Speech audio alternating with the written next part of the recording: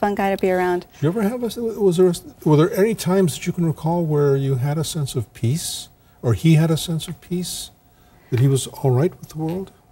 No. When he was in jail, I was at peace when he was in jail because he wasn't, you know, around to put me through anything. But no, he was never at peace. Yeah. Never. And there's a photograph. There's another photograph we should show folks, because that's the other end of it. That's the other side of it. This is a prison photo, visitation photo. Yeah, you know, that picture can still choke me up. When I was writing the book, I was going through, my mom had this hope chest that he gave her when they were dating, and she handed it over to me, or handed it down to me, and there was a lot of pictures in there. And I saw that photo, and it scared the heck out of me, because I remember that look, and I remember the hairdo and the mustache and the eyes, and it was hard to look at. And now I'm fine. Now I can look at it, but you know, it was something that I wouldn't wish upon anyone, and that's why I chose to tell my story, because these girls and boys and wives and you know, girlfriends that have someone coming back from Afghanistan or Iraq, I know they must be suffering, you know, maybe what I went through. Oh, of course. You know, there are, when I was writing the book, there were reported 7,000 suicides. Over 300,000 troops were coming back with post-traumatic stress disorder.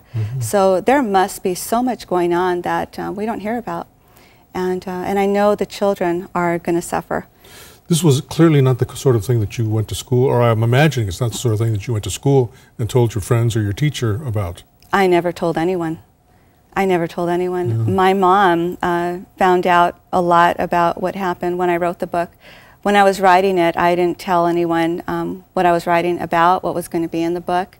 So before I released it, I gave it to my mom, and I made sure that she was okay with everything I said in the book.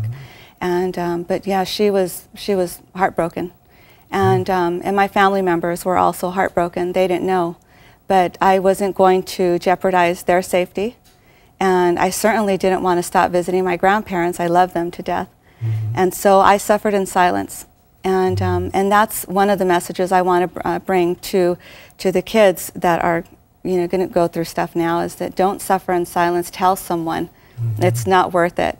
You know, you go through so many years of pain, and it's not worth it, you know.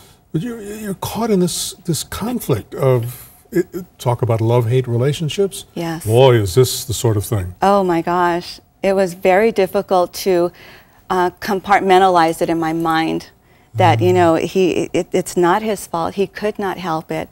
Don't hate him for what he's done and shown you and put you through.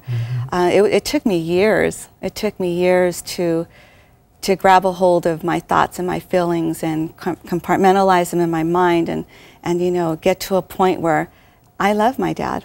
You know, he's my dad, no matter what. And you know, I just wish that things would have been different for him, but I was not going to let his life and my story go in vain. And that's why I wrote the book. And you know, I try and teach my kids. I try and give them a better life, and I know I have. And my nieces and nephews. You know, I just want to embrace the children and my family, and just let them know that, you know, I love them. And but yeah, I don't hate my dad, or I don't have any ill feelings towards him anymore. Does his spirit or his memory or something, does it ever creep up on you? Absolutely, absolutely. I'd say, if not once a day, once a week. Yeah, it never, ever goes away. And he never goes away, never. I can hear a song and it remind me of him, or you know, I look in my daughter's eyes, she has his eyes, and you know, I see him. Are you at peace now with him? Very much so, I am. I'm at peace with him. And what kind of response do you get